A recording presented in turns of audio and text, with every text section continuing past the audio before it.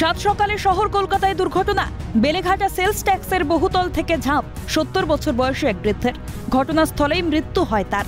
নিজেকে আইনজীবীর পরিচয় দিয়ে এন্টালি থানার অন্তর্গত বেলেঘাটা সেলস ট্যাক্সের অফিসে প্রবেশ করেন ওই বৃদ্ধ।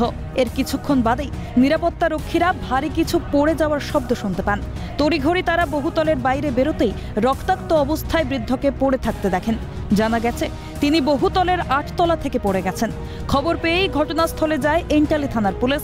ময়না তদন্তের জন্য বৃদ্ধের দেহ পাঠানো হয়েছে নীলরতন সরকার হাসপাতালে। আমি জাস্ট ঢুকে পাঞ্চ করার পরেই একজন বললেন এখানকার স্টাফ যে কেউ মারা গেছে একজন ঝাঁপ দিয়ে 8 তলা থেকে। আমি জিজ্ঞেস করলাম যে আমাদের কোনো স্টাফ, উনি বলতে পারলেন না। আমি দেখার জন্য এলাম এই দিকটায় যে বডিটা পড়ে আছে কিনা, আইডেন্টিফাই করা যায় কিনা, কিন্তু এসে দেখছি বডিটা। পরিচয় দিয়ে এসেছিলেন? উনি কি সেল ট্যাক্সের কোনো স্টাফ ছিলেন বা কিছু? না, আমি তো দেখিনি, আমি তো বডি দেখিনি, কি করে আমি বুঝবো? হ্যাঁ, যখন ওনাকে বলছে সবাই চিল্লাচ্ছে বলে দাঁড়াও দাঁড়াও, তখন ওই সোজা হয়ে এমনি পড়েছে। হাত পা, হ্যাঁ হাত দুনি ভেঙে গেছে, পাটা একদম হয়ে গেছে।